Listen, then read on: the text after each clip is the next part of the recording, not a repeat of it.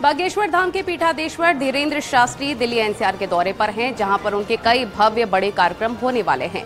लेकिन उससे एक दिन पहले ही उन्होंने अपना 27वां जन्मदिन मनाया, जहां पर उनके जोशीले भक्तों ने जबरदस्त नोटों की बारिश की। देखें।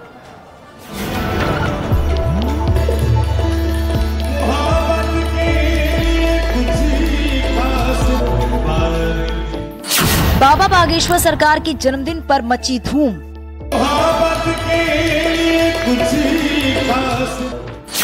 भक्तों ने जमकर उड़ाए नोट।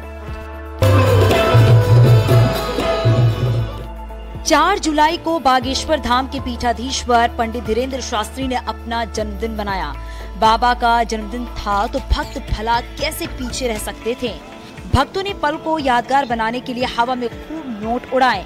एक वीडियो वायरल हुआ है जहां बाबा पर जमकर नोटों की बारिश की गई है। बाबा अपने सिंहासन पर बैठे हुए हैं, उनके सामने एक मंच लगा हुआ है, भजन कीर्तन चल रहा है, भक्त पूरे जोश में हैं, लगातार नोट उड़ाए जा रहे हैं। वीडियो में एक आदमी मंच से बार बार नोटों की गड्डियों को हवा में उछालता दिखा।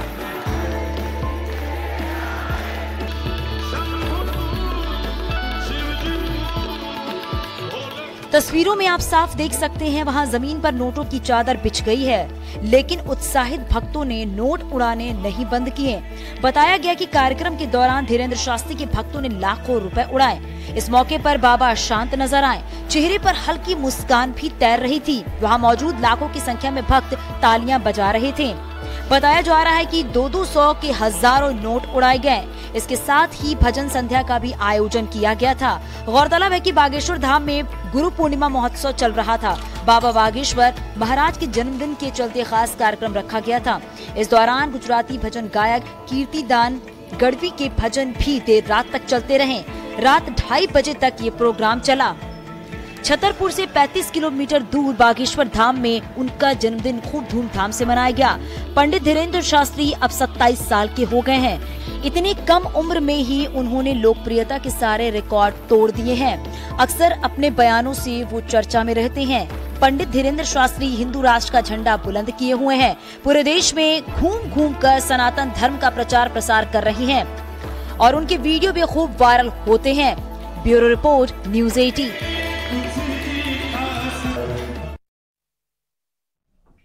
पंडित धीरेन्द्र शास्त्री पश्चिमी उत्तर प्रदेश में धर्म की अलग जगाने आ रहे हैं। 10 जुलाई से ग्रेटर नोएडा में धीरेन्द्र शास्त्री कथा की शुरुआत करेंगे और इसके बाद दिव्य दरबार भी लगेगा। तुम चिंता मत करो, तुम सब हमारा साथ दो, हम मिलकर तुम्हें हिंदू राष्ट्र बनवाएंगे।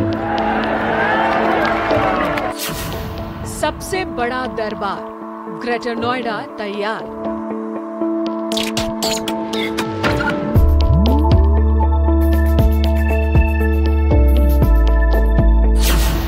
बागेश्वर वाले बाबा आएंगे, धर्म की अलख जगाएंगे।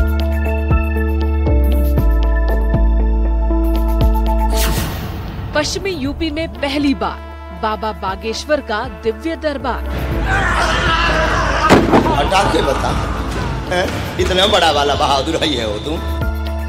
छतरपुर के बागेश्वर धाम वाले बाबा यानी पंडित धीरेन्द्र शास्त्री अब पश्चिमी उत्तर प्रदेश की धरती पर धर्म और सनातन की अलख जगाने आ रहे हैं। धीरेन्द्र शास्त्री आ रहे हैं तो तैयारियां भी बड़ी होनी है और सुरक्षा भी कड़ी होनी है।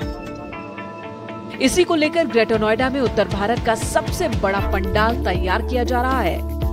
पंडाल न सिर्फ बड़ा है बल्कि हाईटेक और कड़ी सुरक्षा व्यवस्था के साथ बनाया जा रहा है। 10 से 16 जुलाई के बीच होने वाले बाबा के दिव्य दरबार की भव्य तैयारी ग्रेटर नोएडा में तेजी के साथ चल रही है। बागेश्वर धाम के पंडित धीरेन्द्र शास्त्री 10 तारीख से 16 तारीख तक ग्रेटर नोएडा के उमरीकॉन में मौजूद रहेंगे। यहाँ पर भव्य कथा का आयोजन किया जाएगा। सबसे पहले उस भव्य कथा का भव्य पंडाल आपको दिखा देते हैं। यहाँ पर तैयारियां जोरों शोरों पर है। एक बड़ा पंडाल बनाया जा रहा है और यहीं पर धीरेन्द्र शास्त्री कथा वाचक यहाँ मौजूद रहेंगे। और आपको बता दें कि ऐसा कहा जा रहा है कि अब तक देश का सबसे बड़ा पंडाल है जो यहाँ ग्रेटर नोएडा में लगाया जा रहा है। लाखों की संख्या में लोग पहुंचेंगे। तुम चिंता मत करो, तुम सब हमारा साथ दो, हम मिलकर तुम्हें हिंदू राष्ट्र बनवाएंगे।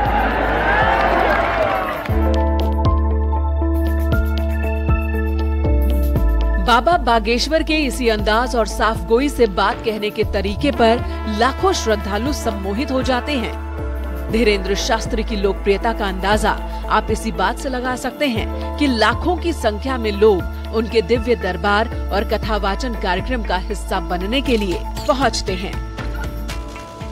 इसी को ध्यान में रखते हुए ग्रेटर नोएडा के ओमिक्रॉन में भव्य पंडाल तैयार किया जा रहा है। यहाँ करीब 1.5 लाख से ज्यादा लोगों के बैठने की व्यवस्था है और नॉन स्टॉप भंडारा भी आयोजित किया जाएगा। हमारा 9 तारीख को हमारी कलश यात्रा निकलेगी और 10 तारीख से धीरेंद्र शास्त्री जी यहाँ पर कथा प्रवचन करेंगे और 16 तारीख तक प्रोग्राम चलेगा। 12 तारीख को दिव्य दरबार लगेगा यहाँ पर। बात करें तो जिस तरीके से ये कहा जा रहा है कि ये देश का अब तक का सबसे बड़ा टेंट लगाया जा रहा है, कितने स्क्वायर मीटर में है, क्या इसका क्षेत्रफल है, कितने लोग की कैपेसिटी रखता है?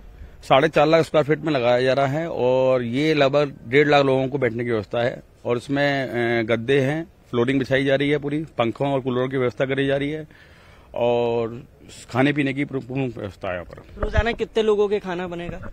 रोजाना हमारा खाने का कुछ नहीं, 24 घंटे का हम भंडारा कर रहे हैं। जो भी श्रद्धालु जिस भी टाइम आएंगे हमेशा सबको भंडारा मिलेगा। बागेश्वर धाम पंडित धीरेंद्र शास्त्री के कथा की तैयारी बेहद ही तेजी से चल रही है। ग्रेटर नोएडा के ओमिक्रॉन में करीब 4.5 लाख स्क्वायर मीटर में पंडाल लगाने का काम शुरू हो चुका है। कथा के दौरान भक्तों की भीड़ जुटेगी तो ऐसे में 10,000 से ज्यादा गाड़ियों की पार्किंग की व्यवस्था भी की गई है। सुरक्षा को देखते हुए कथा समिति की ओर से 5,000 वॉलंटियर तैनात किए जाएंगे। एक सबसे बड़ी चुनौती ये रहेगी कि पार्किंग को लेकर। पार्किंग के लिए हमारी प्रशासन से बात हुई है। कल डीसीसी साहब और अथॉरिटी के सभी लोग आए थे और इसमें 4 पार्किंग बनाई गई हैं और 1 किलोमीटर के दायरे को बंद कर दिया जाएगा। और यहाँ पर सामने आप देख रहे हो मेट्रो स्टेशन की पार्किंग बनाई गई है। इसके पीछे टेंट के पीछे पार्किंग बनाई गई है। पूरे एरिया में लगभग 200-250 बीघे में पार्किंग की व्यवस्था करी गई है। पार्किंग कितनी गाड़ियों की हो सकती, क्षमता क्या रखी गई है? क्षमता लगभग मैं समझता हूँ कि 10,000 गाड़ियों से ऊपर की व्यवस्था तो रहेगी। बाकी जो बसें हैं वो परी चौक के पास रोक दी जाएंगी। बाबा बागेश्वर धीरेंद्र शास्त्री सामाजिक से लेकर राजनीतिक मुद्दों पर मुखर अंदाज में बोलते हैं। हर हर नर्मदे! लेकिन तुम बदमाश भी नंबर 1 के हो, बहुत मीठे बदमाश हो। किसी को भी तुम जो है ऐसा गला काटते हो कि उसको 1 साल बाद होश आता है। और तुम हमको चूना लगाने आए थे। अब हैं तो तुम्हारी कुल्ल पोल है, लेकिन हम काहे को वो नदी किनारे वाली बात बताइए। नहीं ऐसा नहीं, हम किसी की भी, लेकिन हमारे पास वाईफाई में सिग्नल सब रहते हैं, हम बुद्धू नहीं हैं। दिव्य दरबार में पर्ची खुलती है तो लोगों की समस्याओं का हल भी बताते हैं और सबसे खास बात, अगर कोई गलत आदमी पहुंचे तो उसकी पोल भी खोलते हैं। यही सब बातें बागेश्वर धाम वाले बाबा धीरेंद्र शास्त्री को श्रद्धालुओं के बीच और ज्यादा लोकप्रिय बनाती हैं। ऐसे में पश्चिमी यूपी की धरती पर पहली बार बाबा बागेश्वर क्या कोई नई हुंकार भरेंगे? कभी हिंदू राष्ट्र की मांग तो कभी दूसरे मुद्दों पर सीधी बात कहने वाले बाबा ग्रेटर नोएडा की धरती से क्या कोई नया संदेश देंगे? आपको ठीक पीछे भी दिखाएंगे, यहीं पर ये मुख्य मंच लगाया गया है। मेरे ठीक पीछे आप देख पा रहे होंगे, ये जो मुख्य टेंट है, इसी मुख्य टेंट का ये मुख्य हिस्सा है जहां पर मंच लगाया जाएगा। 12 तारीख को दिव्य दरबार लगाया जाएगा। इसके अलावा यहाँ पर उस दिन उम्मीद की जा रही करीब 4 से 5 लाख जो श्रद्धालु हैं वो पहुंचेंगे। फिलहाल आप क्षेत्र भी देखेंगे, करीब 4 लाख स्क्वायर फीट में ये पूरा क्षेत्र है। मैं कैमरामैन से रिक्वेस्ट करूंगा आपको एक 360 व्यू दिखाएं। एक बड़ा भव्य पंडाल लगाया जा रहा है यहाँ पर। 10 तारीख से 16 तारीख तक पंडित धीरेंद्र शास्त्री कथावाचक वो यहीं मौजूद रहेंगे। लिहाजा सुरक्षा को लेकर भी जिला प्रशासन, पुलिस प्रशासन, तमाम लोग सतर्क हैं, अलर्ट हैं और तैयारियों को लेकर तेजी देखने को मिल रही है। कैमरामैन योगेंद्र के साथ हिमांशु शुक्ला, न्यूज 18 ग्रेटर नोएडा।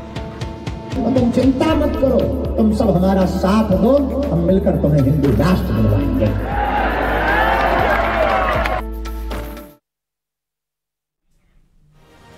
लखीमपुर खीरी में गजराज के साथ मस्ती करना इतना भारी पड़ गया कि गजराज पूरी सेना के साथ हमला करने निकल पड़े। यहां बाल बाल कुछ लोगों की जान बच पाई। हाथी को अमूमन शांत जानवर माना जाता है, लेकिन अगर उसे छेड़ा जाए तो फिर ये उसके मूड पर निर्भर करता है कि वो आपको बख्श दे या फिर आपके पीछे हाथ धोकर पड़ जाए। लखीमपुर खीरी में भी कुछ ऐसा ही हुआ। सड़क पर 3 युवक जोर जोर से चिल्लाते हुए भागते नजर आ रहे हैं। तभी एक युवक जमीन पर गिर जाता है और दोबारा उठते हुए फिर भागने लगता है। तीनों युवकों के ठीक पीछे हाथियों का एक झुंड भागता हुआ दिख रहा है। हाथी युवक पर हमला करने को आतुर हैं और उनका पीछा कर रहे हैं। काफी दूर तक हाथियों ने तीनों युवकों को इसी तरह दौड़ाया। गनीमत रही कि तीनों अपनी जान बचाने में कामयाब हो गए, नहीं तो गजराज तो पूरे मूड में थे कि आज बख्शना नहीं है।